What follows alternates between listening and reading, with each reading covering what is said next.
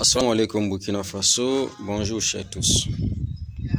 Il y a une nouvelle vague de prêcheurs qui disent qu'ils sont des savants et qui ont créé quand même un auditoire, une audience, un public à eux, qui sont principalement basés à Ouaga, à qui nous devrons faire attention. Il faut que les Burkinabés fassent attention. J'ai écouté par exemple un jour un qui disait que voilà, il y a un qui est venu le voir, qui dit que son patron est un mécréant et que son patron était un ministre. La même personne dit par la suite, il a traité des gens d'une certaine religion de moutons. Hier encore, je suivais une vidéo de la même personne qui disait que des chrétiens sont venus prêcher chez lui et qu'il a dit qu'il va tuer quelqu'un et ça va devenir une guerre religieuse. Et je ne sais pas comment est-ce que, comment on appelle ça, le Conseil supérieur de la communication, ou bien c'est comment vous appelez ça, jusqu'à présent là, est resté tranquille et silencieux par rapport à de tels propos, combien dangereux, combien catastrophiques, combien hasardeux, pour un pays qui est déjà au bord du précipice, pour un pays qui est déjà au bord du gouffre. Quand on a des poisons comme ça dans la société, même s'ils se font passer pour des savants, je pense qu'il faut les rappeler à l'ordre. D'abord, ce que je voulais dire. 1. Qu'il sache, ce pseudo-savant-là, que s'il tue quelqu'un, que la personne soit chrétienne, catholique ou protestante, il ne pourra jamais amener une guerre religieuse au Burkina Faso parce qu'il est insignifiant et minuscule pour créer une guerre religieuse au Burkina Faso. Et c'est ce qu'il veut, voilà pourquoi il en parle. Souvent, les gens en parlant se trahissent parce qu'il dit « je vais tuer quelqu'un » et ça va devenir une guerre religieuse. Ça veut dire qu'il est en train de former des gens pour faire une guerre religieuse. Et il faut que les autorités entendent ce gars-là. Et s'il tue quelqu'un, on va le tuer à la place aussi. Quelqu'un est venu chez toi pour prêcher, tu n'es pas d'accord, tu lui dis de partir. Mais tu ne peux pas dire, je ne suis pas d'accord, je vais t'exploser la tête avec un fusil. Parce qu'il est venu prêcher. Il n'est pas venu coucher avec ta femme, il n'est pas venu enceinter ta fille, même si c'est le cas. C'est ta femme qui est partie là-bas. Il n'est pas venu tuer ton enfant, il n'est pas venu détruire ta cour, il est venu pour prêcher sa religion.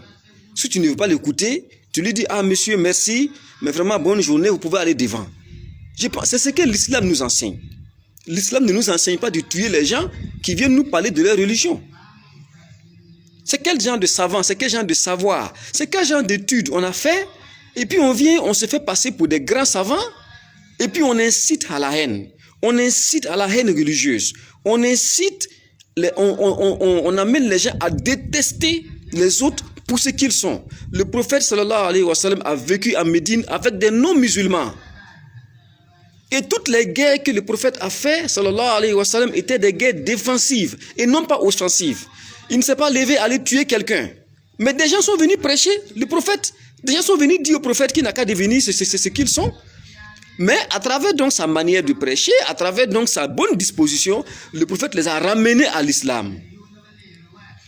Je vous raconte le hadith de quelqu'un qui pendant une campagne, le prophète était avec ses compagnons, sallallahu alayhi wa sallam, et il retournait à Médine, ils étaient fatigués. Alors ils se sont reposés quelque part. Et pendant que tout le monde dormait, le prophète aussi dormait et avait accroché son épée à un arbre.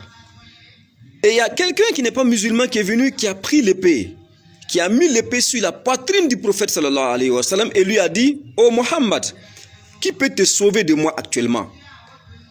Et le prophète il dit, paix et salut sur lui, Allah, Allah, Allah. C'est Allah qui peut me sauver de toi actuellement.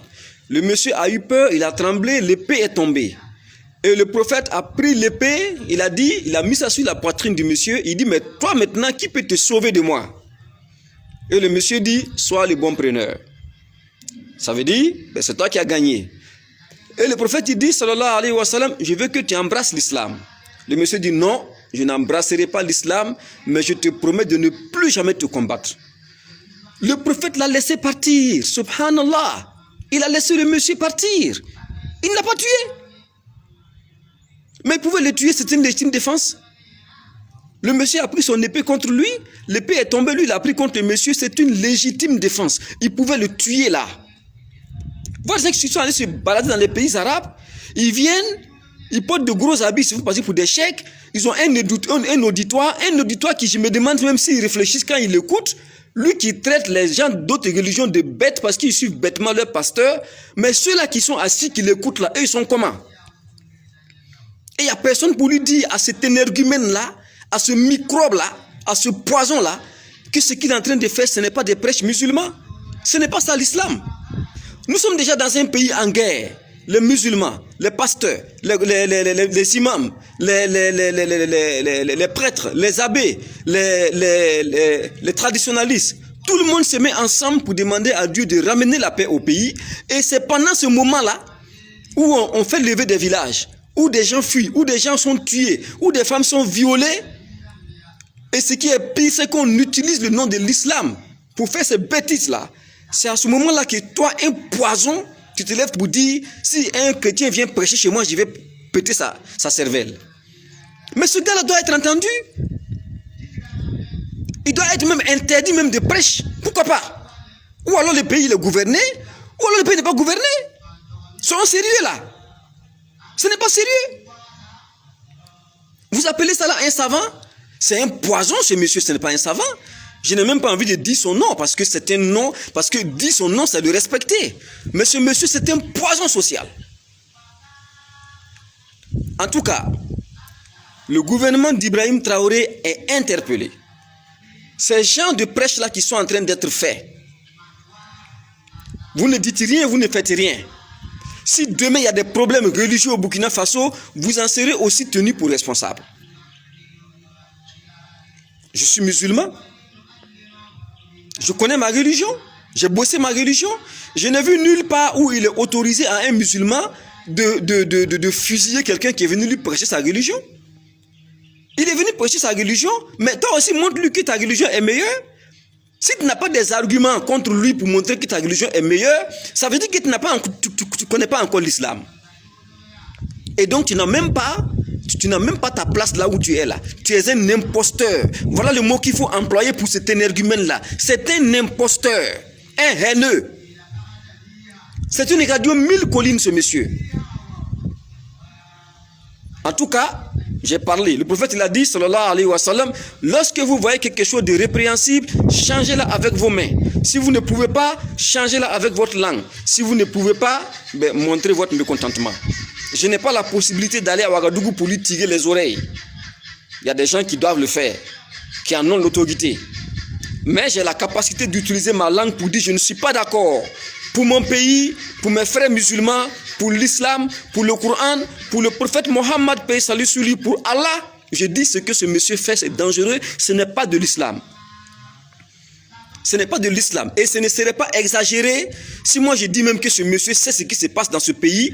Parce que si aujourd'hui des gens utilisent l'islam pour violer des femmes, chasser des gens dans des villages, tuer des enfants, brûler des greniers, tuer des animaux, si dans ce contexte-là, quelqu'un qui se dit savant dit, si un chrétien vient me prêcher la religion, c'est moi je vais péter sa cervelle, je ne vois aucune différence entre lui et ceux-là qui sont en train de nous tuer de l'autre côté là-bas. Réfléchissez, hein. Après c'est pour dire non, c'est un musulman doit soutenir un musulman. Non! Le prophète il a dit, sallallahu alayhi wa sallam, aidez votre frère musulman, qu'il soit dans le vrai ou dans le faux, aidez-le.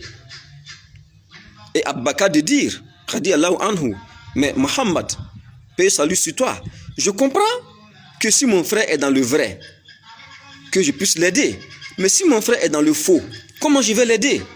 Et le prophète de dit, sallallahu alayhi wa sallam, empêche-le de faire le faux là, empêche-le, aide-le à quitter le faux, empêche-le de faire le mal, tu l'auras aidé.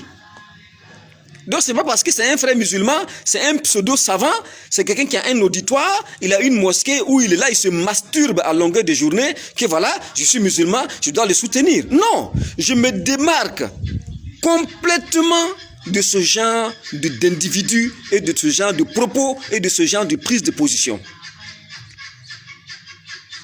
Assalamu alaikum wa rahmatullahi wa barakatuh.